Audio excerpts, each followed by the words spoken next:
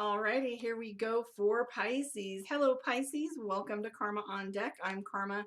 This is your Pisces reading for the week of January 12th. I can't believe I'm trying to say February because I keep thinking past December, and I'm not quite prepared for 21. I don't know about y'all, but here we go for Pisces. Well, I'm a Pisces rising. I was going to say Pisces rising, but this is all me. Okay, here we go. Let's start from the top here.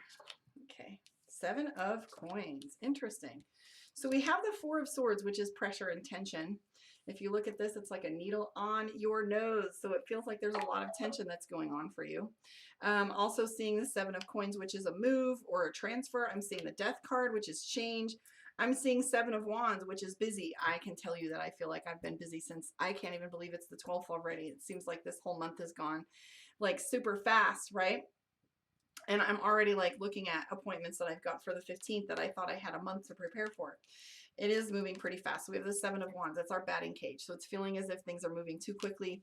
The death card is in play. So here's the fun thing about the death card, okay? The death card is about change. Think of it as a baptism. Think of it as one of those things where, if you're looking for a fresh new start, that's usually it.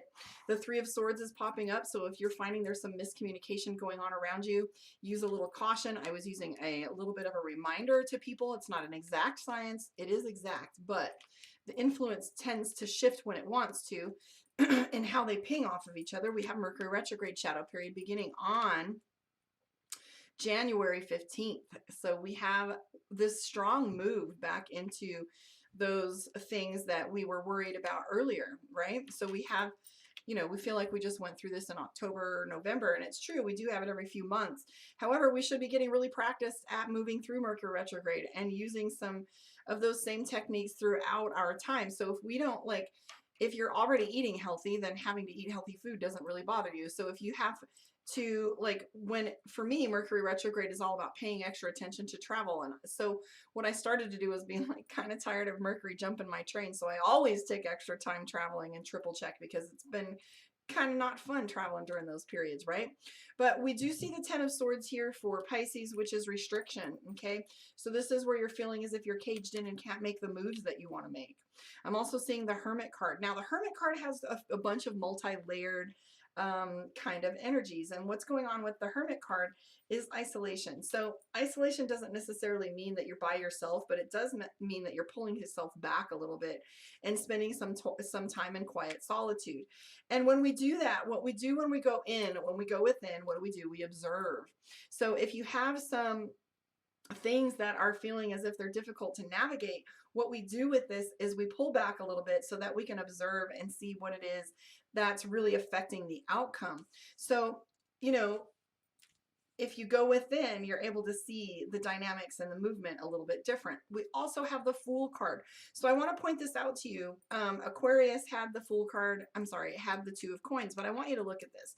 The 2 of coins, job offer, finances, money.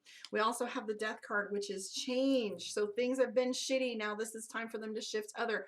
And remember, all things come in a cycle. So if you've been having shitty times, just know it can't stay that way forever. Maya Angelou says every storm runs out of rain eventually, right? I mean, you've got to believe that. The pendulum does swing. I was talking to Nahum on one of his lives, and he said, welcome to the age of Aquarius. And I said, welcome to matriarchy. And he said, no, it's about balance. But if you think about this, we've swung so far into the pendulum side of control and patriarchy, and it's swinging back now and starting to come like that has no power anymore. And matriarchy isn't about us taking over. It's never about us taking over. It's all about balancing things out. And that's what women do, is we have a tendency to love on things. And it doesn't necessarily mean just matriarchy. It means, love. It's time for love to come in and take over and kind of settle things down a little bit. It's going to look very differently. We are really good at this too. So sorry. Anyways, we have the Death card, which is change. So things are definitely changing around us. Look, we have some isolation. We have some time to think. We also have the Fool card, right? And the Fool card is all about crossroads and opportunity. And I'm going to point something else out to you guys. I don't know what order these were in. Shit. There we go. So we also have the Wheel of Fortune. and the 8 of Wands. So the 8 of Wands means like you're going to lose days. It's going to be moving so fast. And then we have right here, we have the Wheel of Fortune, which is fate and timing. So timing is on your side right now, Pisces. So all these things where you felt like you were restricted, those chains, those gates are going to come open and things are going to start to expand for you a little bit more. You do have the 3 of Cups, which is celebration. The only negative card in here is this 4 of Swords, which is tension. So that has to do with deadlines, you know, things moving quicker and you're having to adhere to a schedule. Pisces isn't really great with scheduling. We're also, I don't know why we're not more like Aquarius, how airhead we can be, but Pisces is sometimes doesn't pay attention to details. And so I do see for you, watch out for your bad habits. We do have the Devil card in play next to the High Priestess. And so when we have these cards like this, it tells us to watch our intuition when it comes to someone lying to us. Okay. And on another note, this combination is also about watching your bad habits. So are you doing some checking out? Are you doing some of the, you know, numbing? Are you, you know, chemical solution to a spiritual problem? Are you quieting those voices? Okay. I don't see a single person on my Instagram. So I'm wondering if it's even going over there.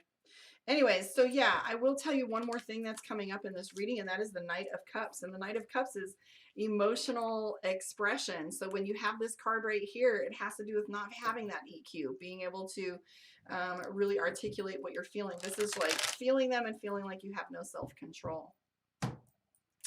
Emotions are going to be kind of powerful and strong and erratic for you. So expect some of that. All right, let's do your Pisces moon reading. For those of you that are Pisces moon, please join me on my YouTube, Karma on Deck. Book your one-on-one, karmaondeck.com. I'm going to honor the coupon code for anybody who wants to get a 20% off reading or coaching program. I'm going to expand it to all the services on my platform. So to the end of the month. Here we go. 2 of Cups. So Pisces has love on the brain, the High Priestess, which is intuition. We have the Knight of Wands. This is somebody requesting your attention or your time. We also have the Devil card. So the Devil card's a Capricorn. Devil card is also about our habits. It's also about things that are restricting us. So, you know, right now Pisces is paying very close attention to how they are being restricted in their relationships and within their environment, because the first card that comes up is 2 of Cups. 2 of Cups is love. So Pisces has their love and lover and heart on their sleeve right now. Don't we always?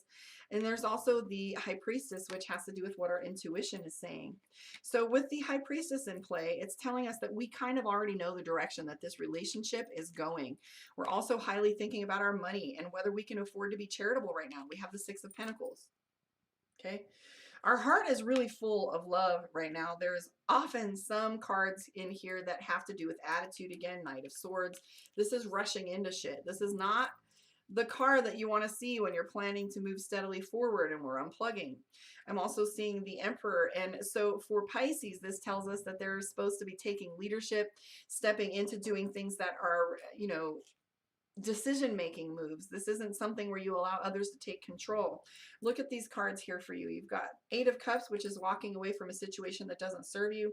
And then we have the 5 of Cups, wanting things to go back to the way they were, or at least saying, yo, we crossed a boundary here. Let's switch this and change it up. Now, none of this is really negative. This is just awarenesses, because I don't feel like things are falling apart for you. I feel like you're having these beautiful ahas. You have the Knight of Wands. Now, this might be somebody requesting your time. If you look at this, it's like a man on his knees and he's pledging to the Queen. I mean, I want somebody to pledge to the Queen. I don't know about you. Lay down your swords. So this card right here, Knight of Wands, is somebody asking you out, or this is someone pledging to you, or even an apology. If you notice this here, this is their loyalty, this is their honesty, this is their love. So you have this card here where your instincts are telling you how this next move is going to happen with this relationship that's on your brain. We do have the 3 of Pentacles, stay off the internet.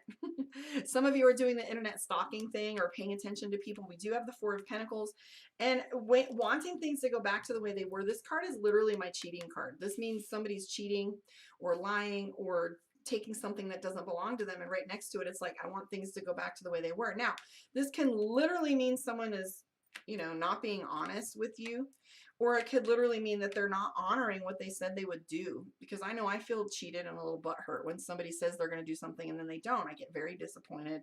My expectations are very high and I have a tendency to put people on a pedestal. So what happens when expectations are not met? You know, expectations are MF.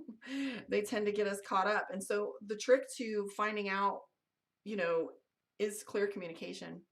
Like actually asking the questions, are, you know, what we agreed upon, what our expectations are, and what we said we would do. Because nothing pisses me off more. I'm one of those people that I will do what I say I'm going to do. And so for me, nothing is more infuriating than someone wasting my time. So if somebody is wasting my time, I usually get pretty angry about that. And it's ultimately up to me to, you know, hold somebody accountable to what they say they're going to do, or make sure that that's what they're actually saying. Oftentimes we hear one thing and they're saying another. Like clear communication can clear all of that up.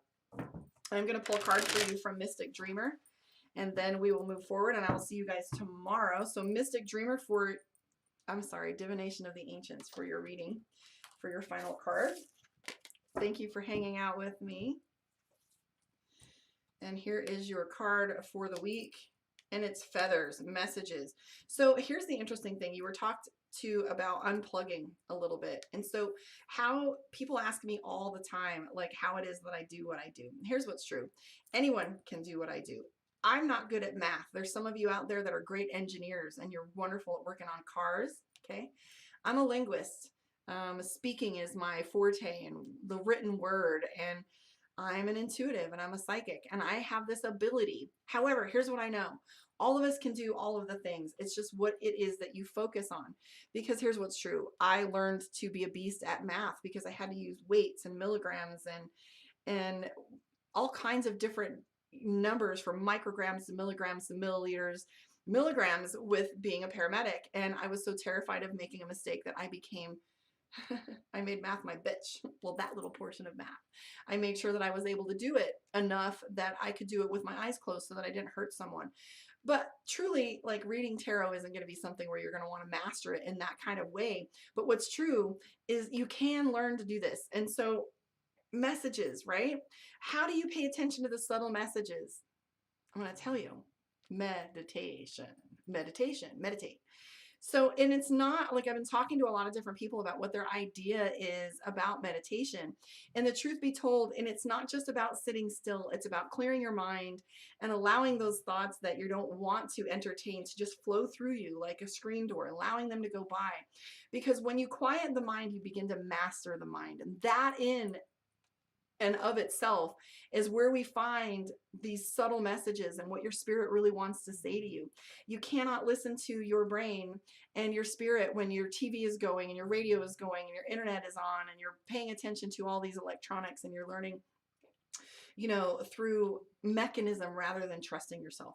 So here it says feathers and messages. Pay attention to the subtleties. Pay attention to the messages. That there are things out there for you to see, and there are messages that are coming for you. And quiet yourself a little bit so that you can begin to see. All right. Well, hopefully that is of use and service to you. Love and light, the law of one. We all are one here. So love on each other, guys. Strive to do a little bit better today than we did yesterday. I want to thank you for hanging out with me, and I will catch you on